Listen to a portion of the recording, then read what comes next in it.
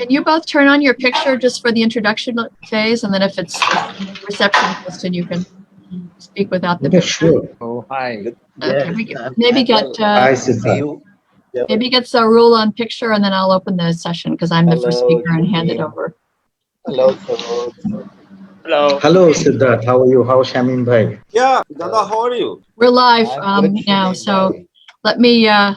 let me welcome everyone. My name is Jo Buford. I'm the chair of the board of the International Society for Urban Health, and I'm delighted to welcome you to this second in a series of webinars on COVID in the Southeast Asia region. I want to apologize for those joining us from the Americas and the UK. We had a time change, so the announcement was off by an hour, but we appreciate your accommodating. And our first session was on the broad issue of vaccine availability and distribution in the region. And the topic today is a very important associated topic on how the urban poor are faring in the context of COVID-19.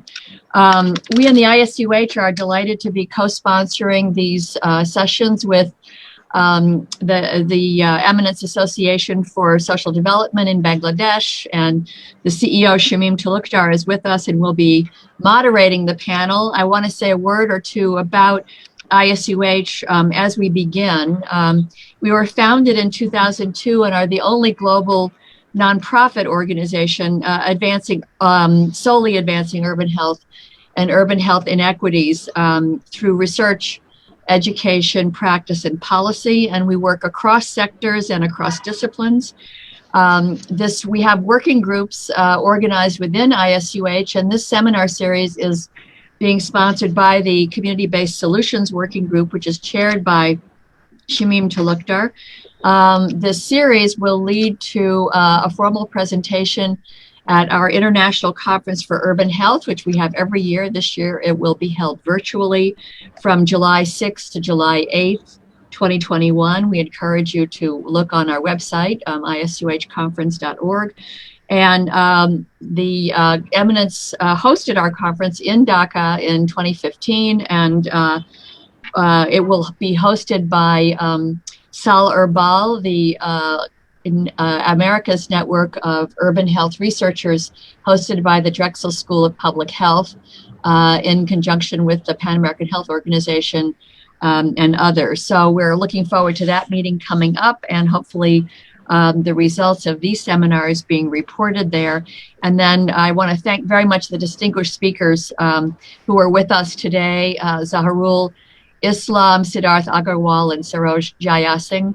And I look forward to a really interesting session. So let me turn it over to you, Shamim, as moderator. Thank you very much for joining us. Thank you, Jo. Thank you, our today's panelists. Let me introduce with our panelist, Dr. Johar Islam. He is a health advisor, and he is working for Embassy of Sweden in Dhaka.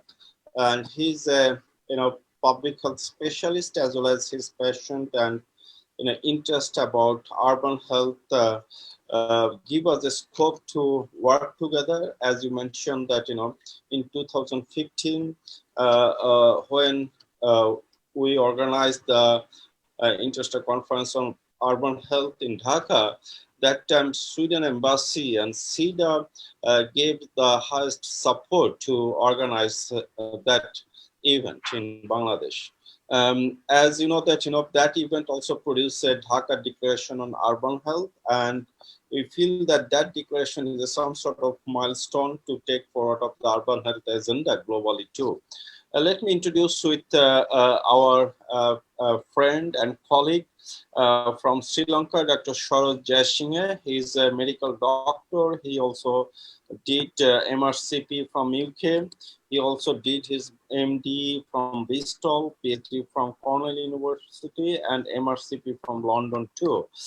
He's a chair professor of medicine, University of Colombo, honorary consultant physician, National Hospital of Sri Lanka, Colombo. Welcome, Saroj, join with us.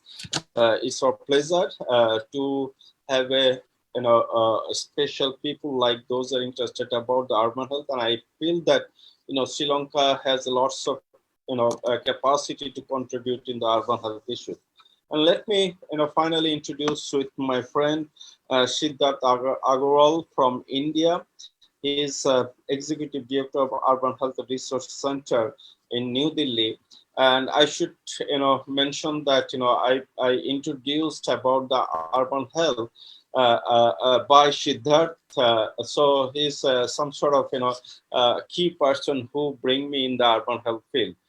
Thank you, Siddharth, for joining with us. And you know that the topics today is about how urban poor are dealing with COVID-19, and we'll discuss these issues to share our experience in Southeast Asian region, because you know that Southeast Asia is a region where urban areas is growing very fast in Bangladesh as well as in India and in Sri Lanka. So let me start by asking question first to Sharaj, that what is the current status and major challenges of urban poor in maintaining the health hygiene during the pandemic time in your country? So we want to hear about your country, then we'll go to Johir and Siddharth, so we can have an understanding that what is the situation in different countries in Southeast Asia in terms of the COVID-19. And let me, tell you that, we are focusing on the urban poor people.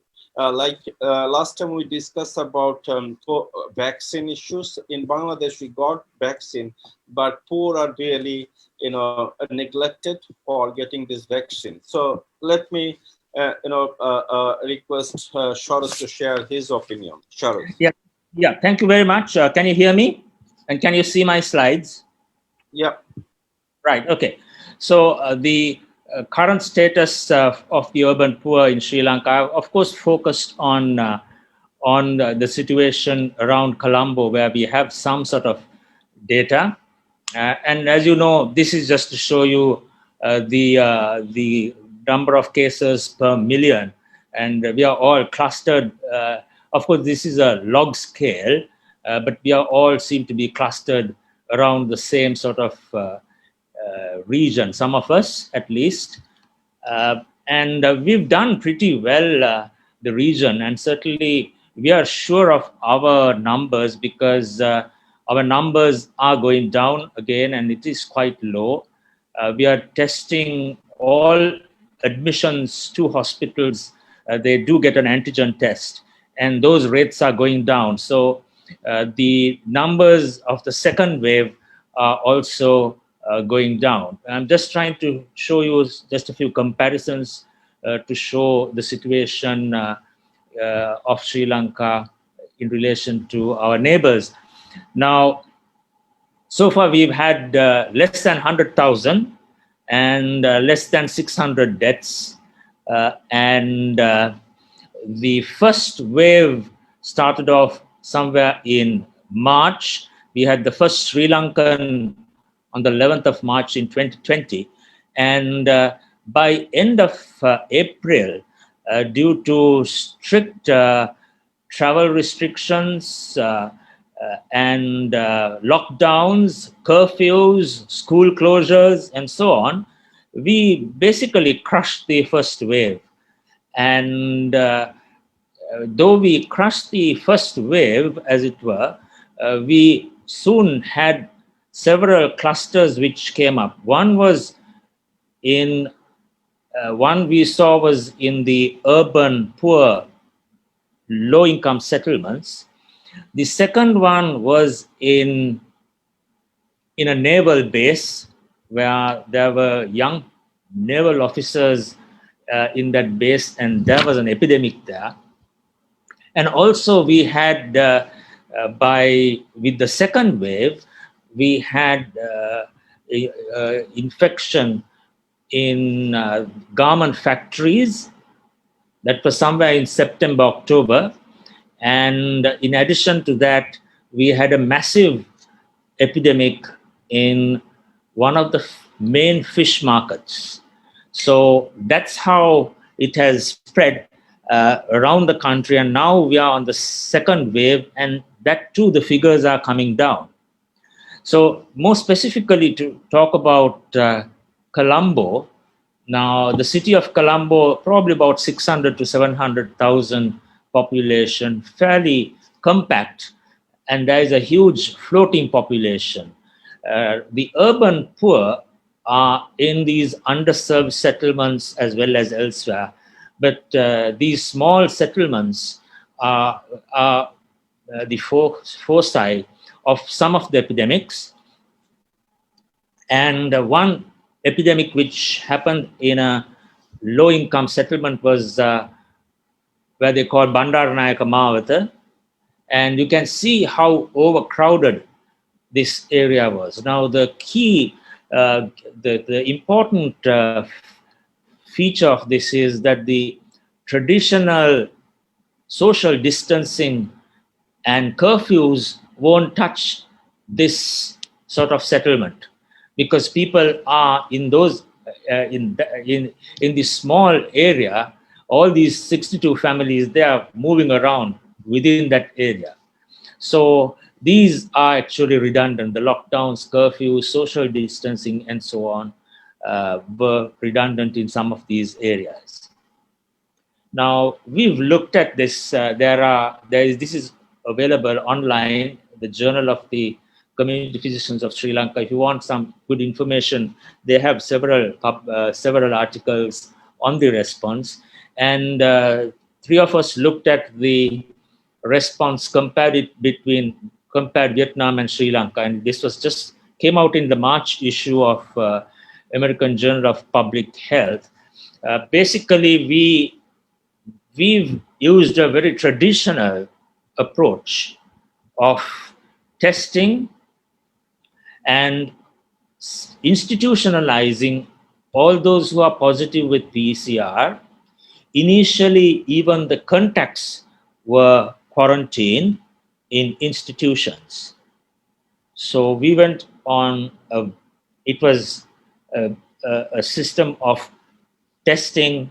If you're positive, you're either in a hospital and your close contacts were sent to quarantine. And very soon, of course, not very soon, we went on like that for quite some time. And now we've relaxed the quarantine, and some of the people are allowed home quarantine. But all positive PCR are still in some sort of facility.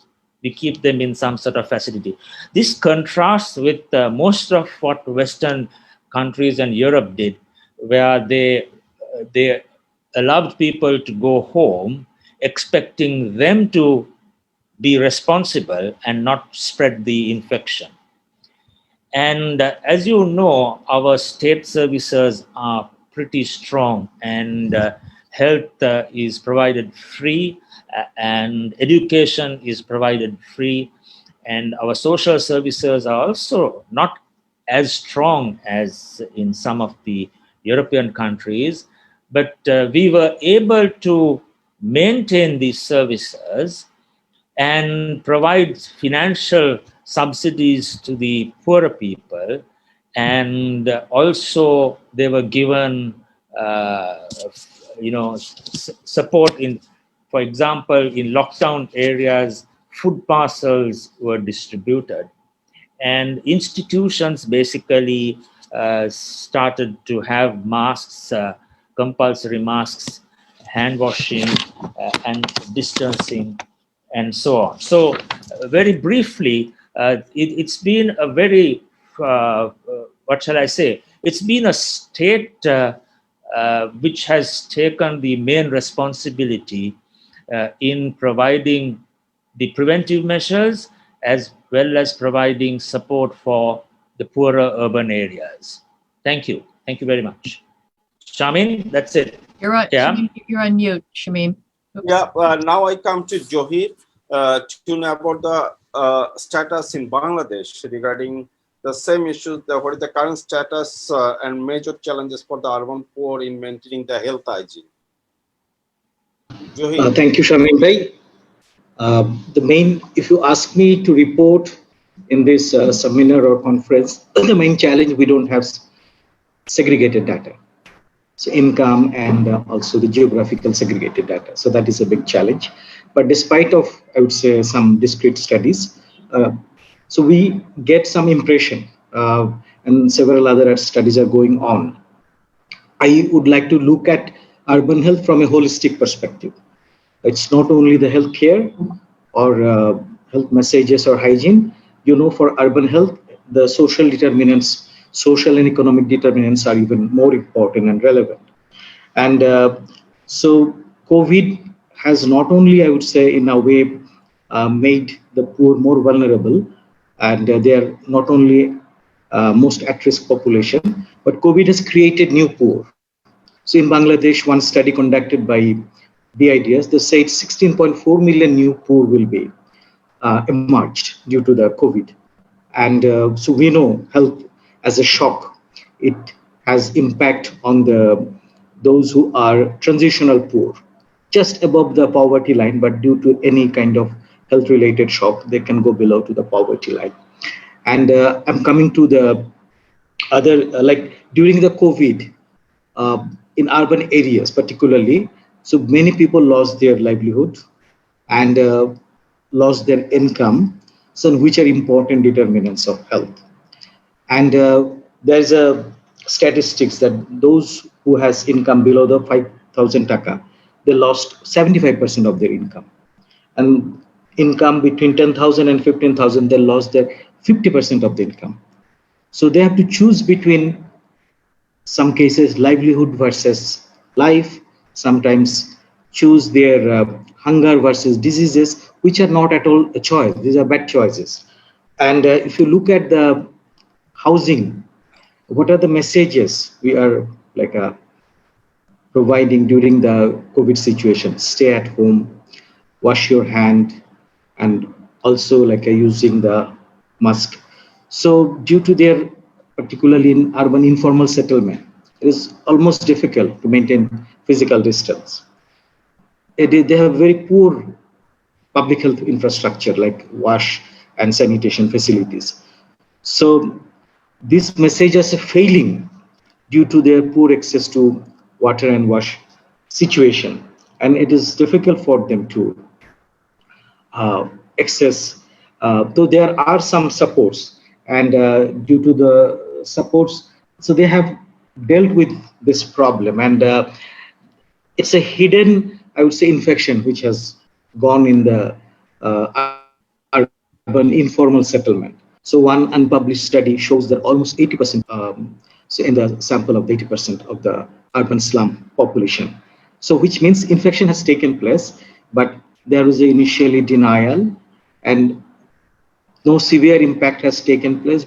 There are several hypotheses because similar type of, particularly the respiratory syncytial virus, antibody is also found within the same, I would say, person. So there is a positive correlation, but these are again, I'm saying hypothesis.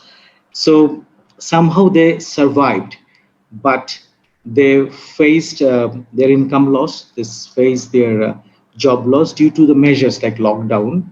They also got infected, but due to stigma has affected, I would say, their health. And due to this, I would say, COVID situation, early marriage has increased, violence has increased, and also mental health like stress, anxiety, sleeplessness, all this has increased. And in migration and out migration, we have seen many people. So out migration has increased. Earlier, it was particularly in slum, it was a very mobile. The population is very mobile. So 10 to 15% in migration, out migration is taking place. So in migration has gone down and out migration has increased significantly. So many people left urban areas and they went back to home, particularly in rural areas. So because in urban areas, social safety net is relatively less, almost nil, I would say, almost zero in urban areas. Our social safety net program is targeted towards the rural areas. So and health seeking behavior, most of the people like sought health services from pharmacies, and which has increased. Like pharmacies means medicine shops. So they did not even go to hospitals. because even if they go to hospital, whatever job they do have or income they do have, they have to adjust this, like one day will be lost. So in summary, I will say COVID has impact on poverty, and poverty has, I would say, its own vulnerability due to COVID. And COVID has reminded us that health is not only a sectoral issue, it is a strategic issue. So if health is not, public health is not okay, then it may affect economy, it may affect uh, employment. And health is, particularly urban health, is very much related with the social determinant of health, particularly employment, income, housing, transport. And also definitely when COVID is there, poor people also has face accessing routine health services because health facilities were overoccupied by the COVID patients. So, so these are the challenges, I would say, and maybe in the next round I will, yeah, say other things. Thank you, Joy Bhai. Now I'd like to come to Siddharth. What is the situation in India, especially in Delhi? Thank you very much, Amin Bhai. Thank you, Joe, for the kind words of introduction. Uh, the situation in slums is about living space congestion because they live in compact spaces. And the most data that India has got is from a famous slum called Dharavi, which is in Mumbai. We don't have as much data from any other slums, but from Dharavi, there was a surge in numbers, there was uh, rapid spread, but then also there was very strong contact tracing and COVID prevention behavior. So it was uh, brought under control as well, even though there are challenges. But the living space congestion, I can just share with you by way of data that among the poorest urban quartile in India, 61% families live in houses with more than 3 persons per sleeping room, against 17% in the richest quartile. So you can notice the very sharp disparity in terms of living space congestion. The other thing which is directly linked to COVID is absence of access to soap and water. So among the poorest urban quartile in India, 45% reported no access to soap and water, as against only 4% in the richest urban quartile. So there's a tenfold difference. And then for being able to wash or keep the premises clean and keep oneself clean, one needs water. And so water outside the yard where the family is residing, 42% in the poorest quartile reported water outside the yard, as against 5% in the richest quartile. Again, there is another interesting data which is with the shared toilet. Among the poorest quartile, 26% reported that they used shared toilets, whereas in the richest quartile, only 1.7% used shared toilets. So this is about 15-fold difference. So this gives you an idea about the challenges faced by the urban poor with respect to transmission of COVID. Now, linked to this, there are other things which we faced, which we learned during our interaction with the slum dwellers, during our visits in the slums, is the phenomena of denial and stigma. So a lot of slum dwellers did not want to admit to the COVID infection, and their families and their neighbors, they did not want to get tested. We tried to understand this in detail, and we learned that in the community, people stigmatize those families who have got COVID because their houses are often marked, and also there were some fallacies about COVID being a very dangerous ailment.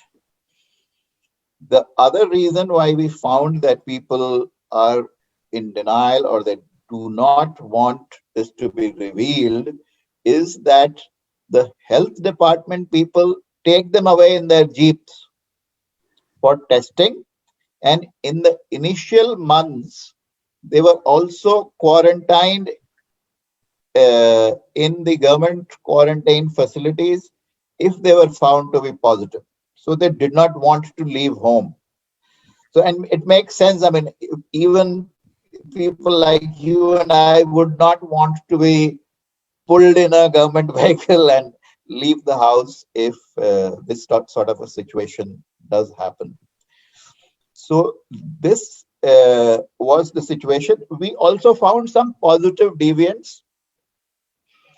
Linked to denial was also the fact that in some areas we found that the health workers were also not very proactive or were not able to overcome the community's hesitation. Whereas in another slum, we found that the health workers were able to motivate the people, help them understand the importance of getting tested because it was in everybody's interest to get tested and protect their family members if they were positive.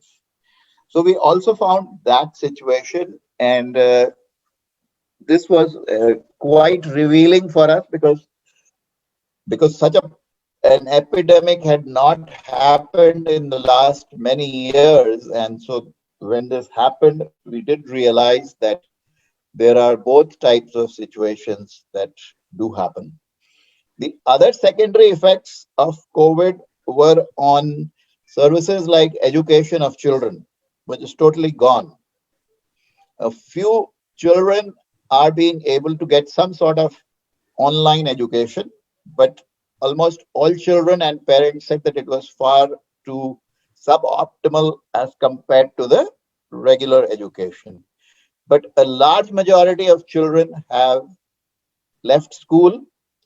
They are working to support their families, and the families, their parents tell us that they will wait for 1 or 2 years till Corona goes away, and only then will they think whether their child can resume schooling or not resume schooling.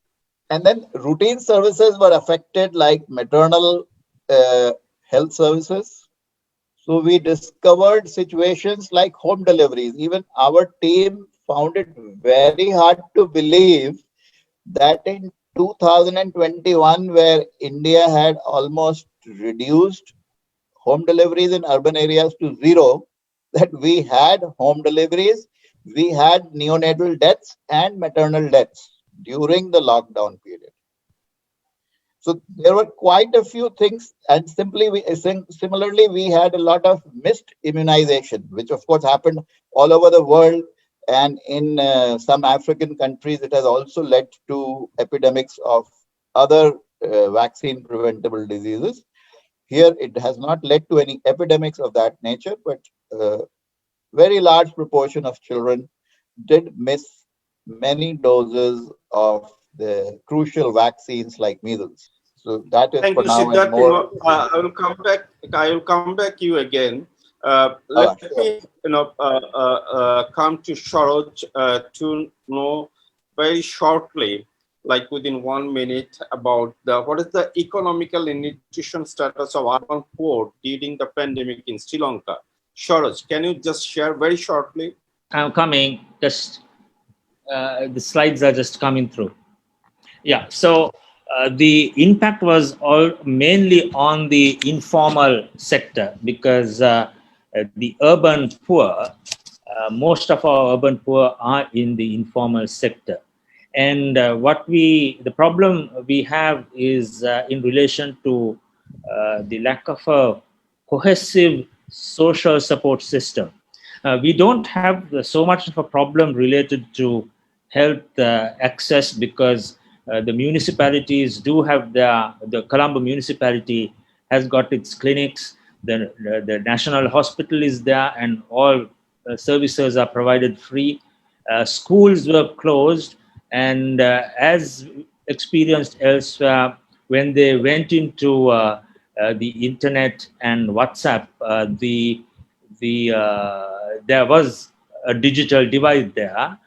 But with the WhatsApp, we managed to get most of the people who are using, who had access, got some learning material, and then the government started distributing material over the television.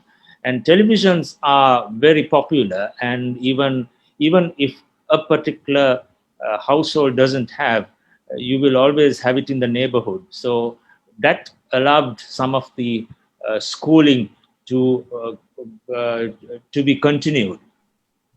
So it's the informal sector which got a massive hit, and I think they're still reeling from it, because the shops and construction, everything came to a standstill in some of the areas.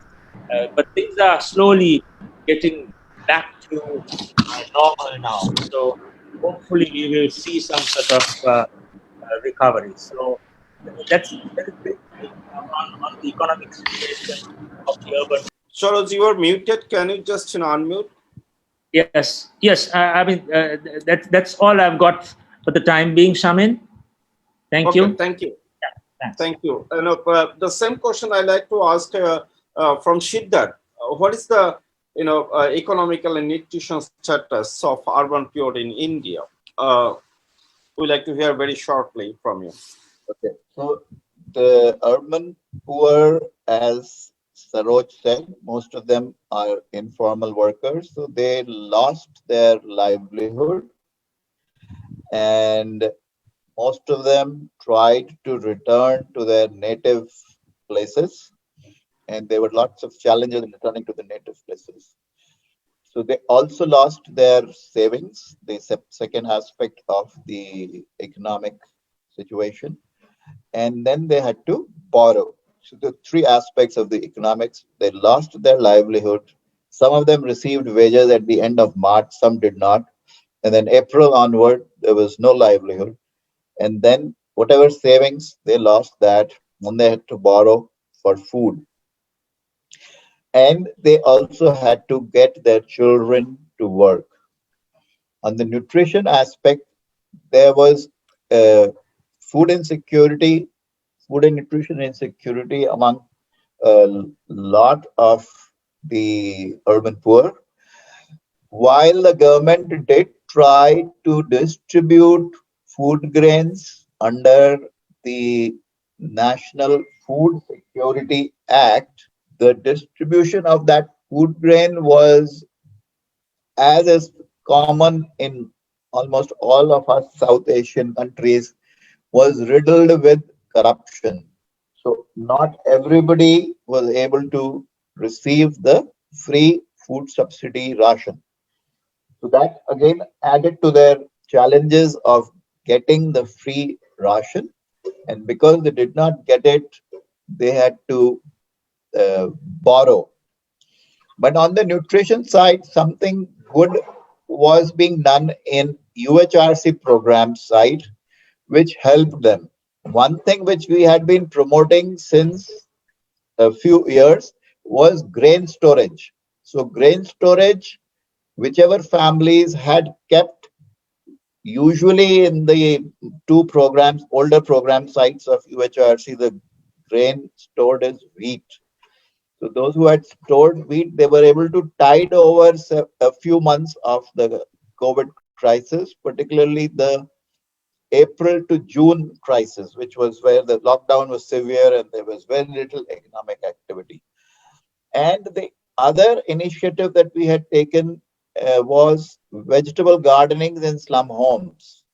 So a lot of families were able to share the vegetables they grew with their neighbors. So one family shared with approximately 6 to 7 neighbors, and about 1,200 families were growing vegetables. So as a result of which, a lot of families were able to get vegetables, and they then had to spend only on wheat flour to make the roti or the chapati so that they could eat a meal. So there were some bad things, but also some good things, which can be lessons for future. Thank you. Thank you. Thank you, Dada. Can I ask Johir Bhai, what is the situation in Bangladesh? So, in Bangladesh, the economy was growing at the rate of 6 to 8% for last decade.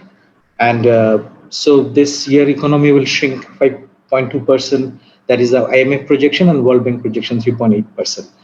And the main burden will be borne by particularly the poor people, because already I told you, so they have lost their job, and income was reduced between 60% to 75%, particularly for the urban poor. And in emergence of new poor, that I told that 16.4 million new poor is projected to emerge. And our urban poor are mostly engaged in the informal sector and in SME, small and medium enterprise. So SME has lost 60% of their revenue, and 76% of their goods were unsold. And there was a study conducted among the rickshaw puller, the inhabitant of the Dhaka city. So, and it shows that 38% rickshaw puller become unemployed, and the garments workers, some of them lost, 19% have lost their income. And so these are discrete studies from where we can palpate the situation. And it has direct impact on nutrition, not only income but also the expenditure, and particularly the food expenditure. And those who are poor, it's similar like India or Sri Lanka.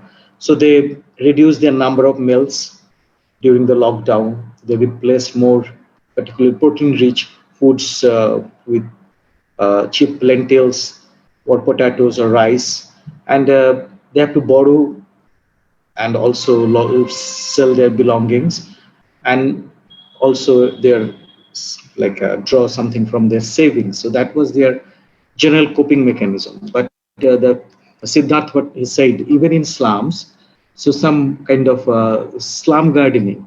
So that also we have witnessed in several slums, and the kindness and sharing attitude, all these I would say good virtues were not lost even in this difficult time. Thank you.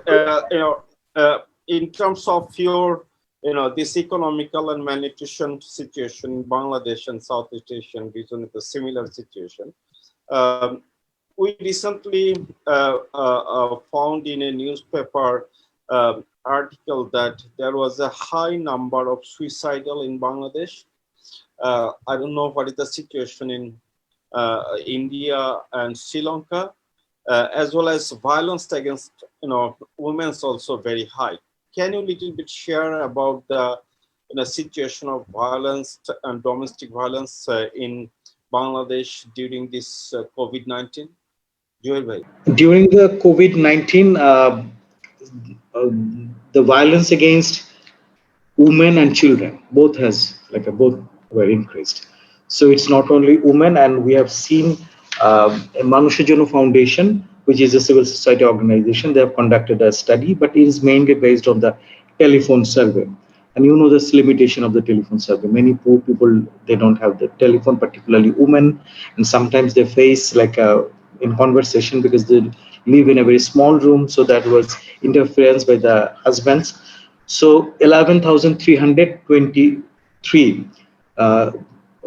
cases of violence were reported from this survey, and 98% is most domestic violence. So women at that time, they cannot go out. They have very limited opportunity to earn, and so the family stress and hardship has gone up. And beyond that, women has to take the responsibility of the homemaking, so which has an impact. And beyond that, the report also found 2,481 cases of new, I would say, those who are violated. So those who never experience violence, and for children, 2,171 children were a victim of violence, and among them, 1,319 were newly experienced.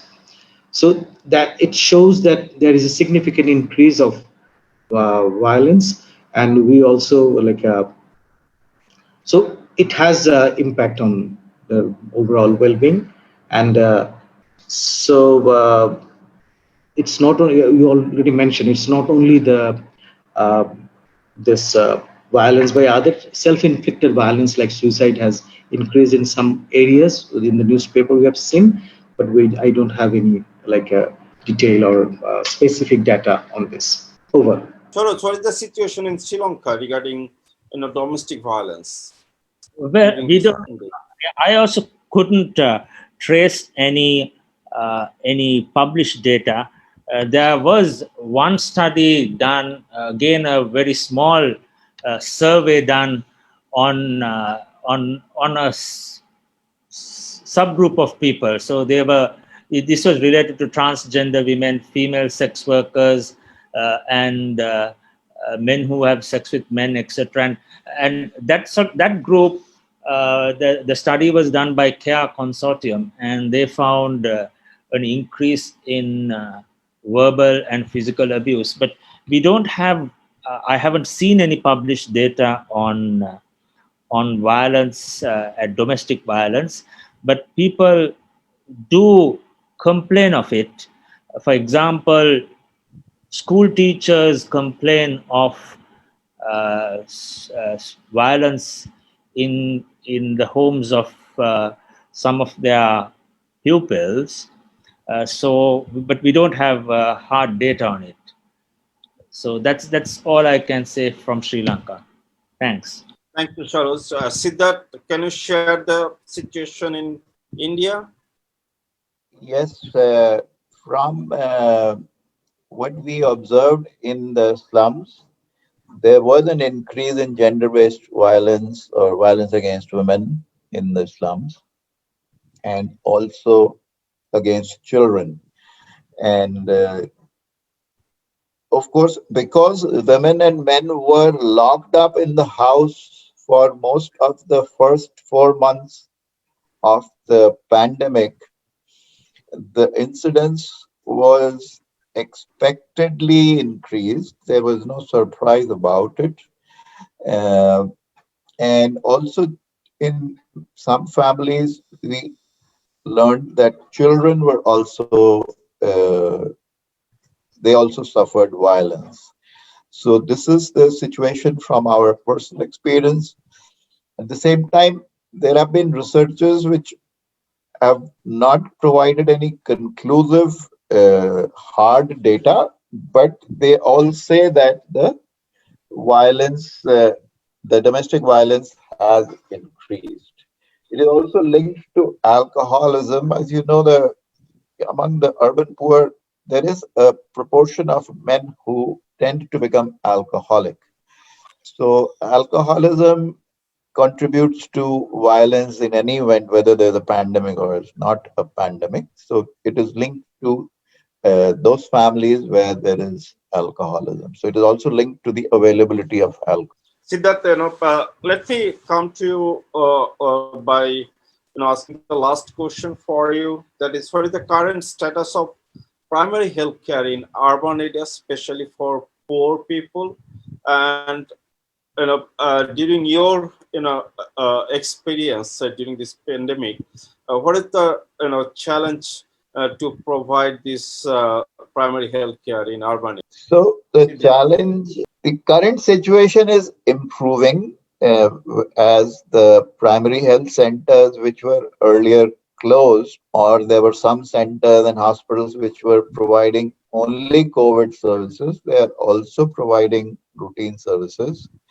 But again, with this surge of cases, which has happened during February and March, there is a challenge on the health department. They had earlier, during the April, May of 2020, hired people on contract. But then after the impression that the pandemic had receded, those people had been released. So now again they're facing manpower shortage, and again there is a challenge of the primary healthcare services. But it is not as severe as it was during the early stages, April, May, and June, because at that time the lockdown had also imposed restrictions on everybody.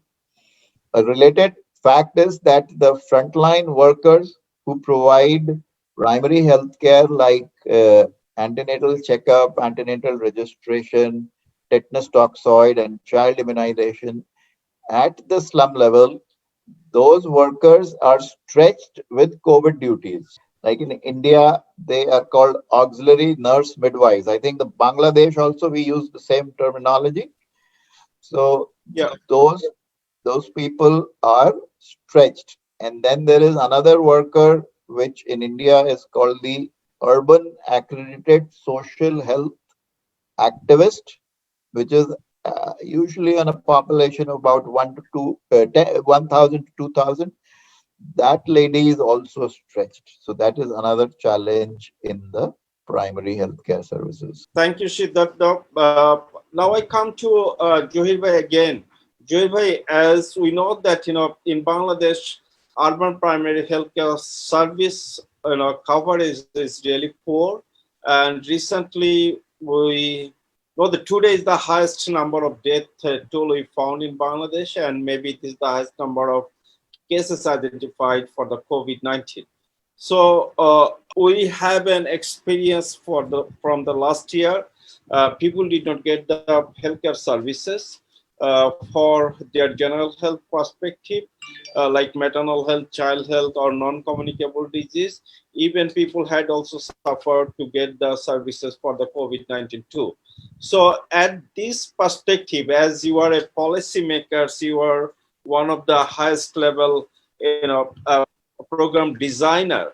Uh, what is your suggestion for ensuring the primary healthcare service in Bangladesh for the urban people as well as for the poor people in Bangladesh?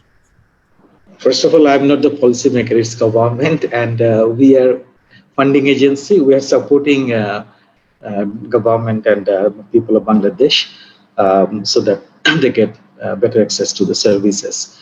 Um, I, if I look at our health system, so they are in fact overburdened with three responsibilities. One is treating the COVID patient.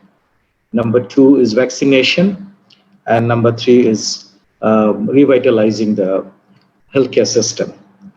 And the government has recruited some number of doctors, nurses during the COVID time, but which is not good enough. And during COVID time, we have seen the drop of uh, people are under accessing health services, and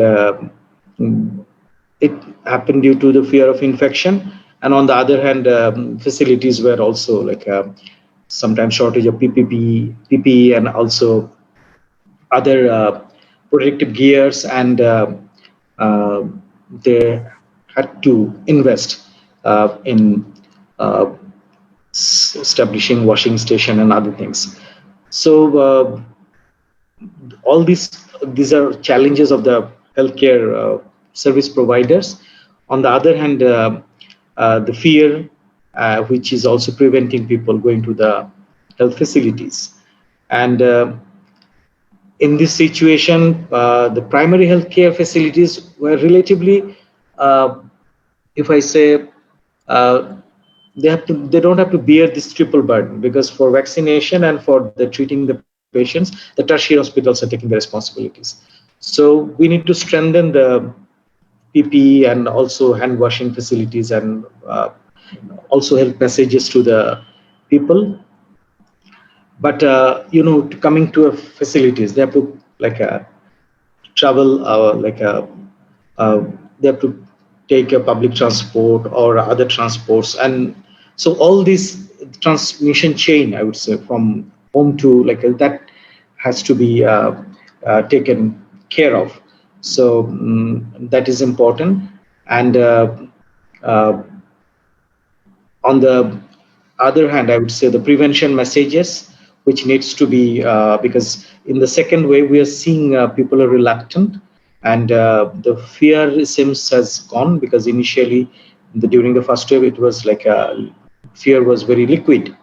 Now it has become, uh, anxiety has gone down, and even the messages, the risk communication and other communication activities were also relatively less prevalent.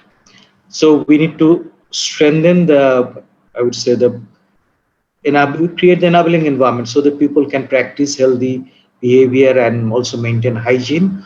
On the other hand, we also have to, for infection prevention, we have to strengthen the infection control in the health facilities and create enabling environment so that people can also here maintain the queue with distance, and also wash their hand, and doctors get the PPE.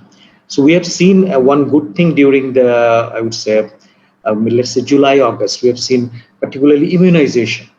They have like caught up tremendously, I would say. Even it, I would say, crossed even more than 100%. So there are some good Unmute. examples. The child EPI program, our EPI program has shown that it can be built back better if the commitment is there, if there is proper attention, proper monitoring, and also the enabling environment is created. So yeah, I think here prevention, primary, secondary, tertiary prevention is very important, and also the moral of the citizens so that they can seek service and also follow the health guide. Thank you. Our last speaker for today's webinar, Sharoj. What is the status of primary healthcare in Sri Lanka for urban poor, and what are the challenges? Well, thank you very much. Yeah, I think the difference we have is because of our robust preventive and first contact health services provided by the state at zero cost. So the network did function, but during the first wave, we had a lot of disruption of services because of difficulties in transport for the people. Second thing is the hospitals also, some of the hospitals withdrew their services except for emergencies because there was so much fear. So that affected the people who had chronic illnesses. But with time, we have now managed to work out a system where with the PPEs being available, antigen testing being done, now we are back on track and all the services have started off. But during that period when we were on lockdown, the services really went down. And in fact, the admissions, we did a small survey, the admissions to the hospitals, they just plummeted.